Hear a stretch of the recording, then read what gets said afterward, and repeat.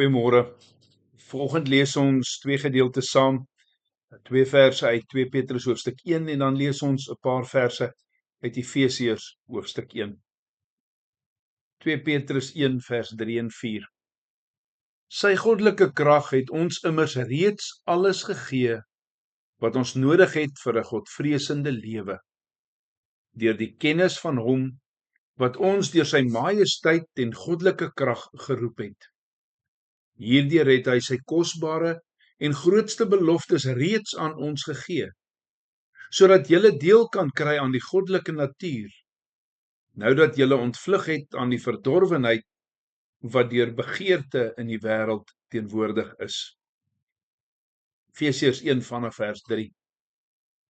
Lofwaardig is die God en Vader van ons Here Jesus Christus.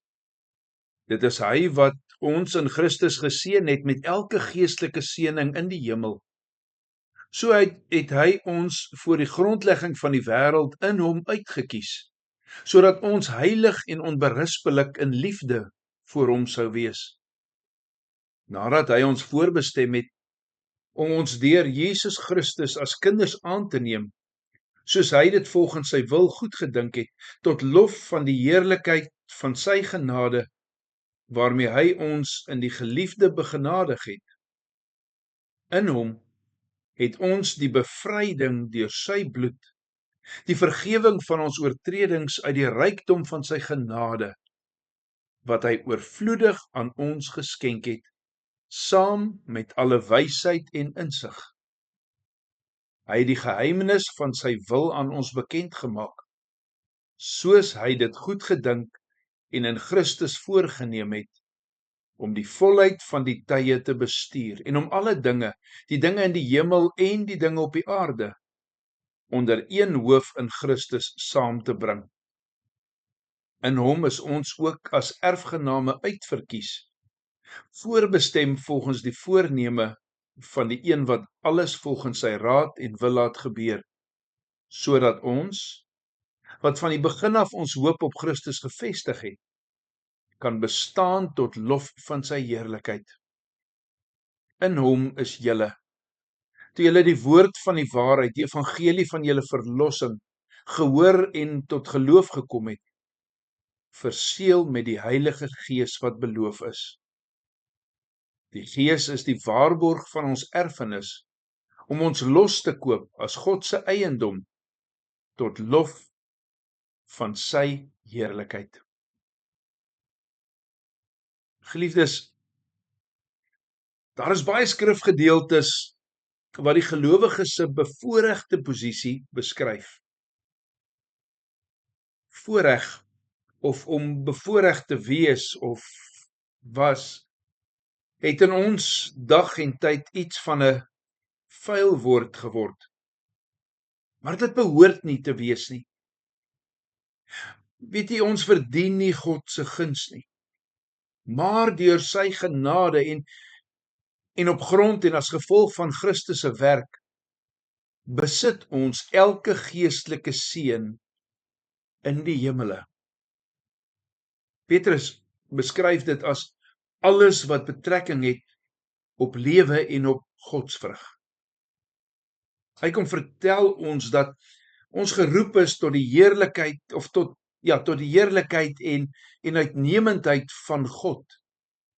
En dat ons sy kosbare en baie groot beloftes het besit. Hy sê selfs dat ons deelgenote word aan die goddelike natuur. Ja, in Efesiërs 4 vers 24 lees ons as wedergeborenes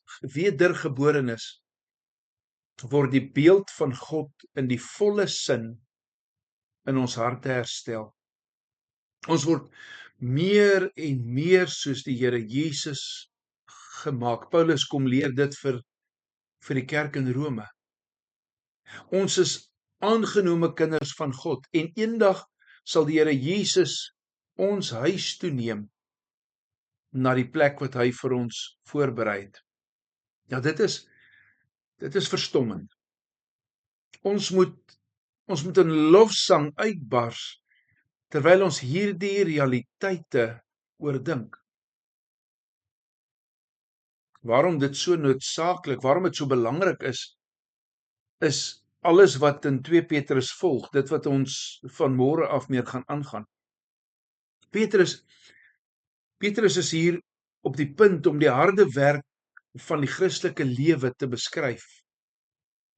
Ons sal en ons kan ons slegs tot hierdie lewe verbind as ons met sekerheid weet dat ons reeds alle dinge besit wat betrekking het op lewe en op godsvrug.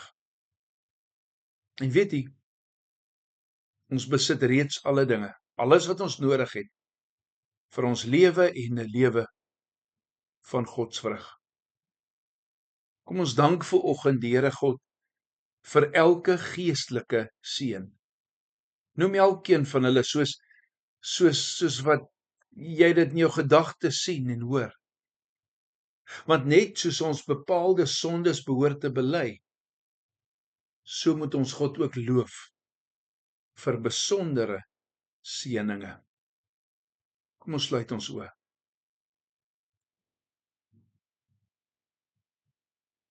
Liefdevolle God en Hemelvader, Here, hoe wonderlik om te kan weet dat ek as u kind geseënd is. Geseënd in elke vlak van my lewe en besonder geestelik geseënd is. Dankie Here vir elke geestelike seën. Ja, en bovenal heel eerstens die seën, geestelike seën van geloof. Ja, 'n seëning wat deur die Gees in ons harte gewerk word.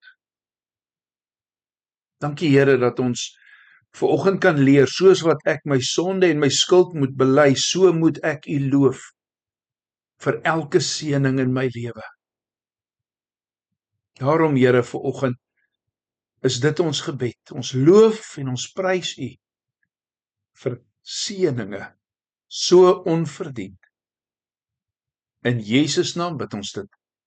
Amen.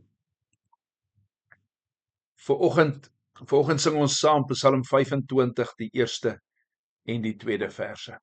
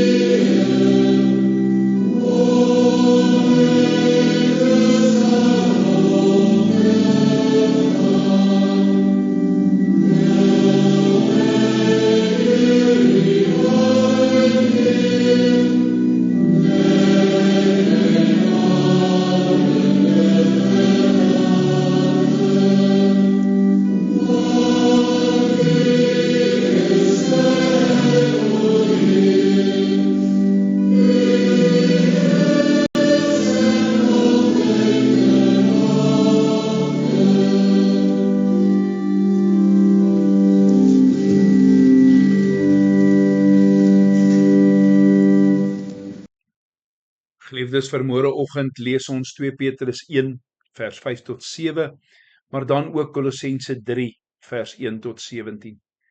2 Petrus 1 vers 5 tot 7 en Kolossense 3 vers 1 tot 17. Mag elkeen 'n geseënde dag hê. Tot 6:00 môreoggend. Totsiens.